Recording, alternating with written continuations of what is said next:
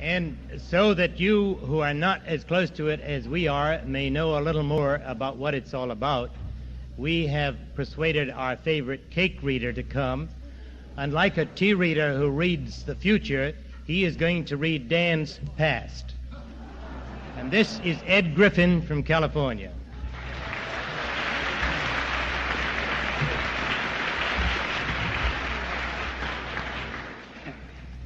Well, I'm in training for being a mystery guest on What's My Line. I think I'm probably the only cake reader in the free world. But I need the practice. I may need a job someday. I have a script here which explains many of the symbols that are on the cake. And you'd never guess what these symbols are all about unless you knew the background. Well, the favorite joke about the communists? Yeah, that's scary.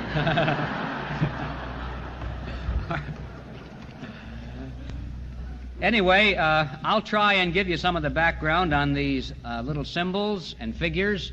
Afterwards, I'm sure some of you will want to come up and take a look at them yourselves. But on the right side of the cake, as you face it, on the second from the top tier, you will find the figure of a small boy on a horse. Now, according to the information which I have here, which comes from a very suspicious source, I'm told that Dan Smoot was born in Jefferson Township, Missouri, on October 5th, 1913. And he was the second child of Bernard Smoot, a young Dutch farmer, and Dora Albright, the daughter of a prosperous county landowner.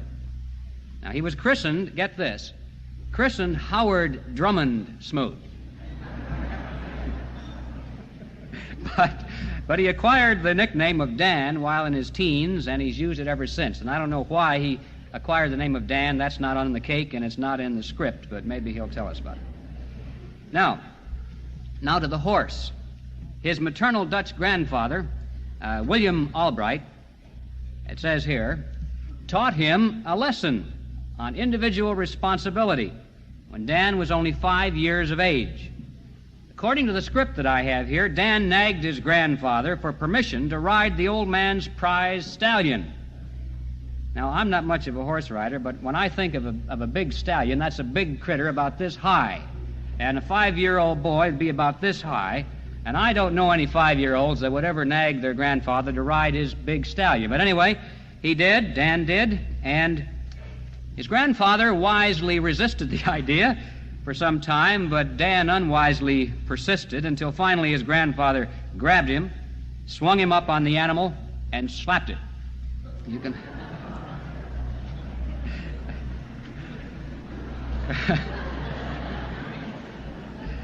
I presume by it we mean the animal. It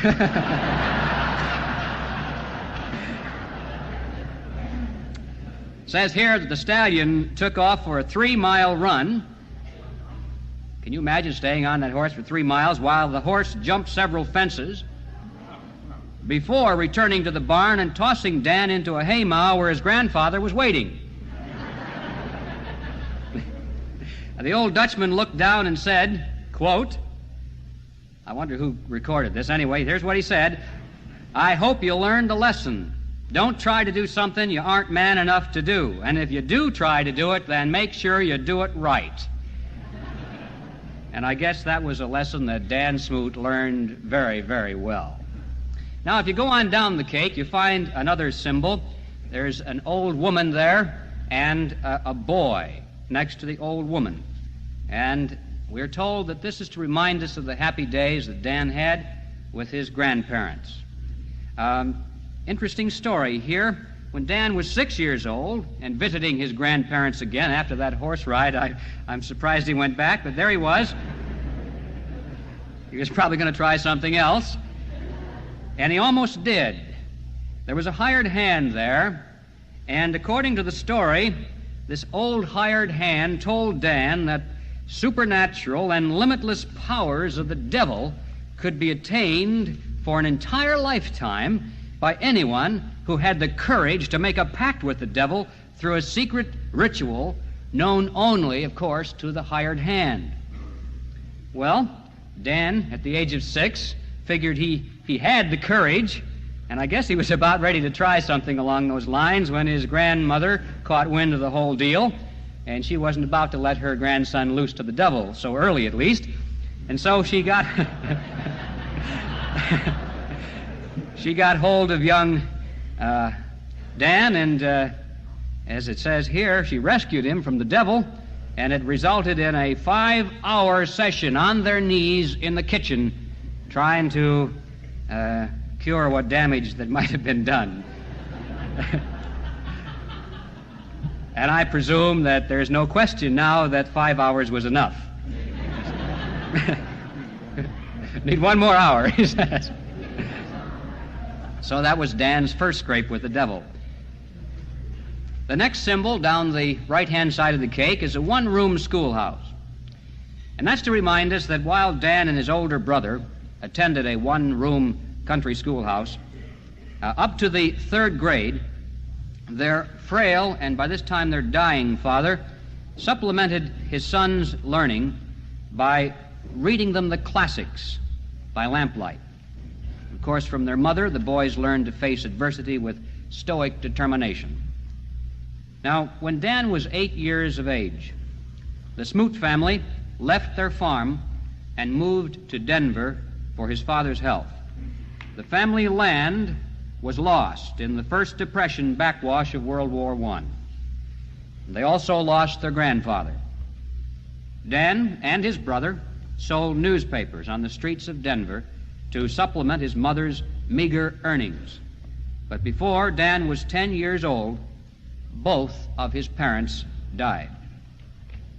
Now, through circumstances and a tremendous will for independence, Dan Smoot left school with a 3rd grade education, and he began to earn his own living entirely on his own at the age of 10.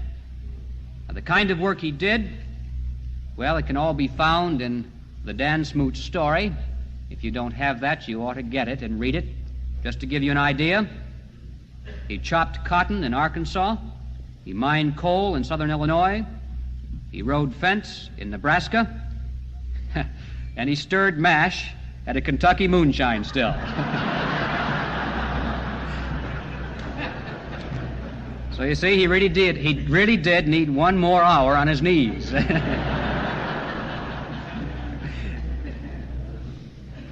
And there's some other things we were told he did, but he asked us not to mention them, so you'll have to talk to him about it. Further down the cake, you'll find a miniature form of a freight train, and that's to remind us that in the middle of the Depressions, in the 1930s, at the age of 17 now, Dan Smoot rode into Dallas on a freight train, and I've never ridden a freight train, but I've been told that if you try to ride a freight train, since they don't have seats, and since the engineers and those who attend the freight trains don't exactly smile on the free ride, you have to wait till the train starts to move, and then you run and jump on it and crawl underneath it and string your body over the metal rods that are underneath the boxcars to keep the boxcars from sagging. And of course that's why they call it riding the rods. So I can assume that Dan was riding the rods at the age of 17. He rode into Dallas on a freight train with $1.25 in his pocket. Now, it says here, he used the 25 cents to take a bath. Now,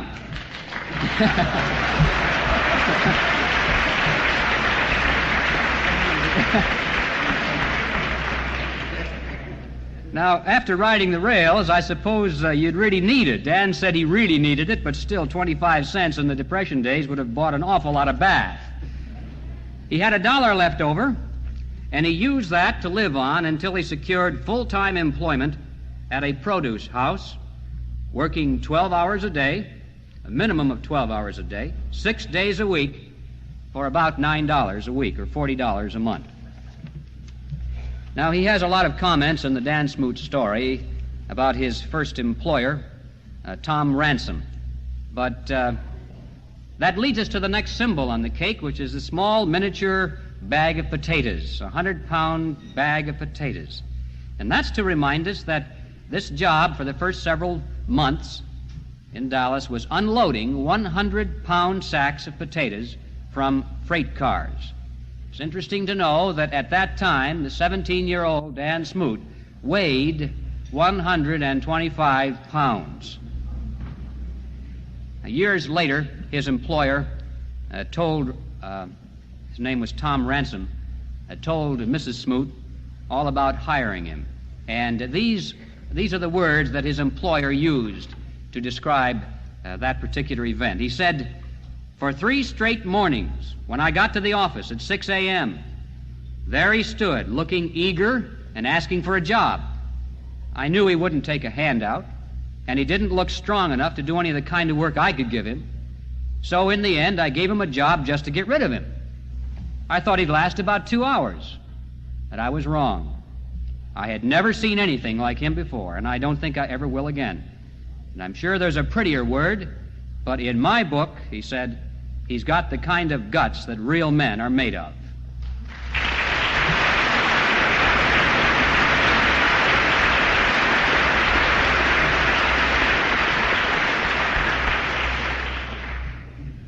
Now on the third tier down, can't see which side, I guess it's still on the right side of the cake, there is a 50-cent piece. It's a Franklin 50-cent piece, which means it's got some silver in it.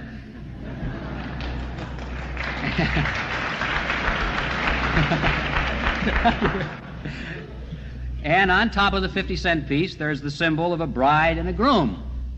Now that's quite a story, and I better not get it wrong, but it says here that 1931 we found Dan Smoot going back to school. He entered high school as a sophomore with only a 3rd grade official education. I imagine he got quite an education outside of school, but he went back to high school as a sophomore in 1931. Meanwhile, at night, he was driving a produce truck to the East Texas oil fields and back. Now, here again, I'd like to quote something. These are the words of Mrs. Smoot speaking. "As one of his classmates, I recall he was the most silent and the smartest student in school.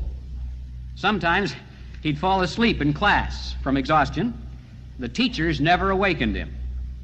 We girls were annoyed because he never looked at any of us." I doubt that, but that's what she said anyway.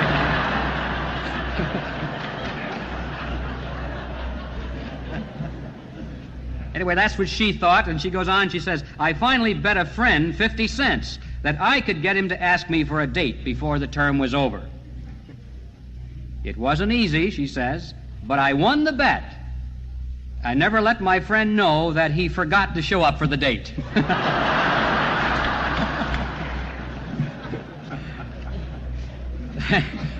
She continues, she says, "I vowed I'd never speak to him again, and I married him 2 years later." Now, that's a good lesson for you girls that are looking for husbands. Don't talk so much.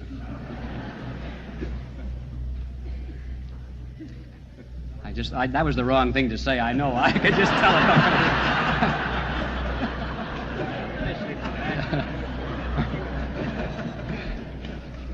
I won't be back next year as your cake reader, I can tell. Mrs. Smoot continues, she says, "I was 16 when he proposed. And she said, I told him that we could be engaged, but I wouldn't marry him until he had obtained my mother's consent and blessing. And knowing my mother's ideas about teenage marriages, I thought this would take about 3 years. And then she says he accomplished it in 1 month. But the kicker is that not only did he get the mother to consent, but Dan Smoot borrowed $10 from the mother in order to help finance the 1-week honeymoon.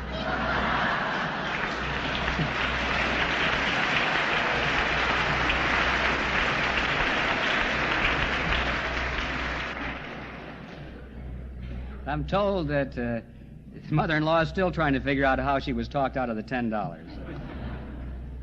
We move then to the next symbol on your left side here of the cake, and there is a wrestling ring. And that's to remind us that while in high school, where Dan's grade average was in excess of a 98-point average, and while holding down a full-time job at night, Dan found the time to become the lightweight amateur wrestling champion of Dallas. And I'm told here, too, that he wore a size 16 shirt and had a 25-inch waistline at that time.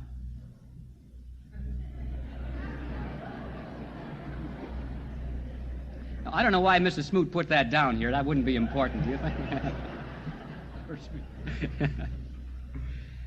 He retired. This is the important thing. Dan Smoot retired undefeated as the champion at age 21. And in my book, he still remains the undefeated champion today.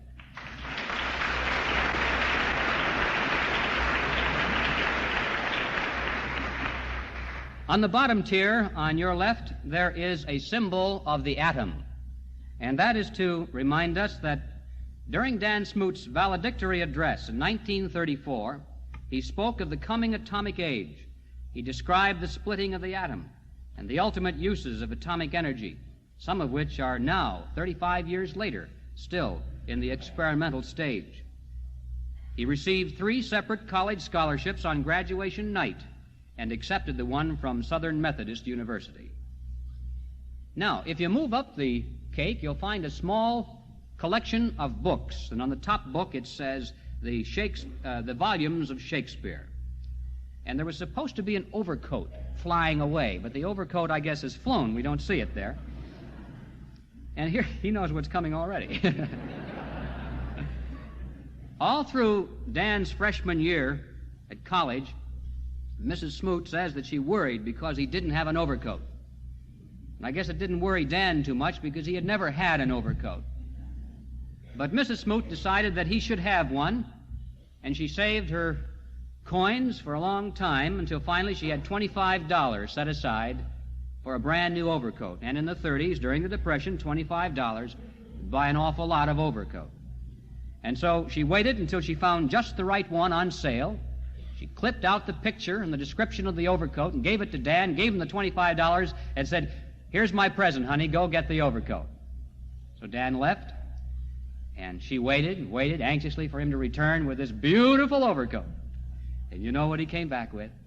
25 volumes of Shakespeare, because he just happened to see these books on sale in a bookstore as he walked by.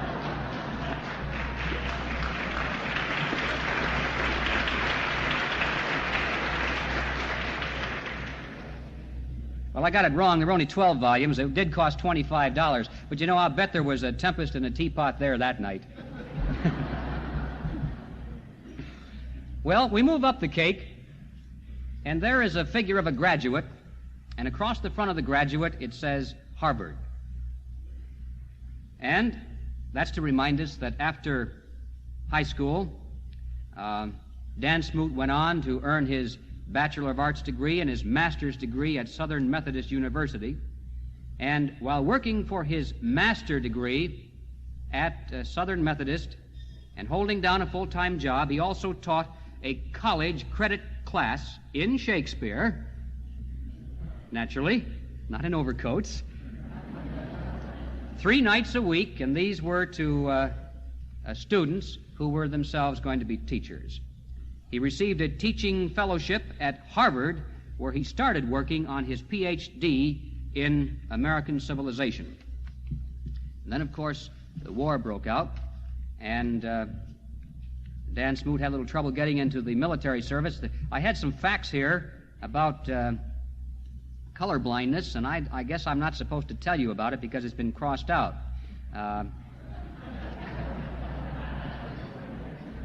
But apparently, Dan couldn't get into the military because, you know, you have to be able to distinguish colors, and he couldn't pass the test very well. Finally, he wound up getting hold of the charts and memorizing the various positions of the letters and the color figurations, and I guess this helped somewhat. Anyway, Dan finally wound up squeaking by some of the examinations and went into the FBI. And that, of course, is the reason we find the FBI shield here, because we know, most of us here know, that Dan Smoot he left Harvard to join the FBI immediately after Pearl Harbor, and he rose to the position of assistant to Director J. Edgar Hoover. Now, among the men who worked with him, and by the way, there's something else here you should know. This is an aside that's been crossed out also. Dan said that for years while he was with the FBI, he was afraid that someday he would be given an assignment to pick up someone wearing a gray hat, a brown suit, and a green tie because he couldn't tell one color from the other.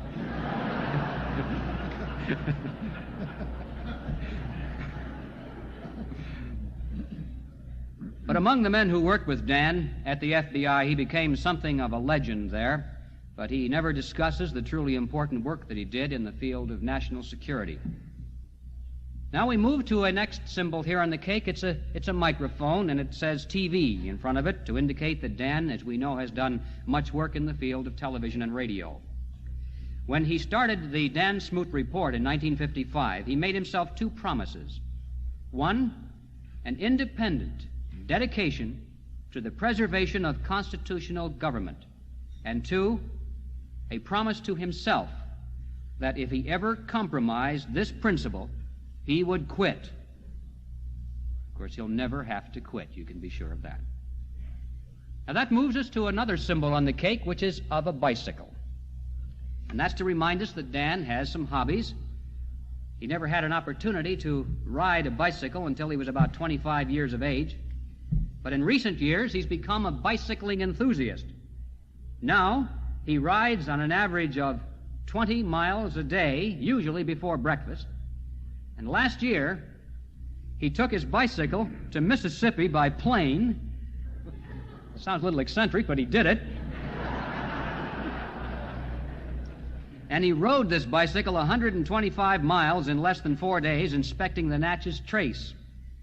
Dan relaxes with good, sturdy exercise. Recently, before 9:30 in the morning on a Saturday, he'd taken a 20-mile bicycle ride. He'd ridden his horse for an hour. He swam for 30 minutes and played 2 sets of tennis.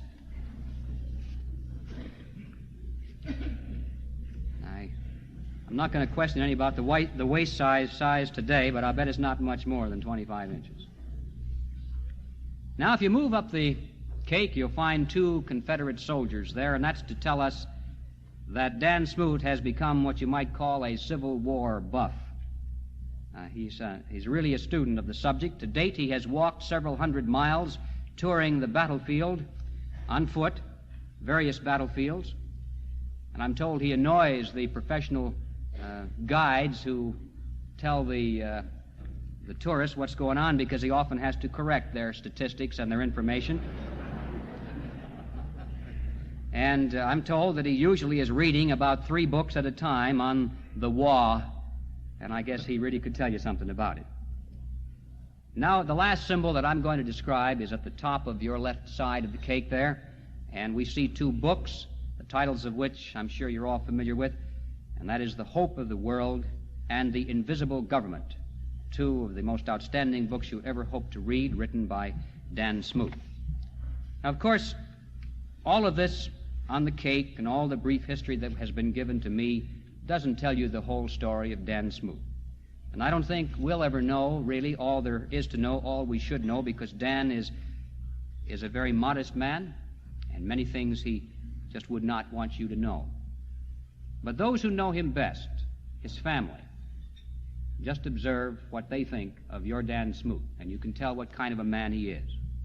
And I'm told that to the members of his family, to them only, not really for public consumption, but here's something that I hope Dan doesn't mind my repeating. To members of his family, here is what Dan Smoot has said. I always felt I owed this country something. Possibly I love it more than other men do, because only here could I have inherited the freedom to become whatever I was capable of being. And no man has a right to ask for more. And that, ladies and gentlemen, in a phrase, symbolizes, I think, the man of courage and the son of liberty that we honor here tonight, Dan Smoot.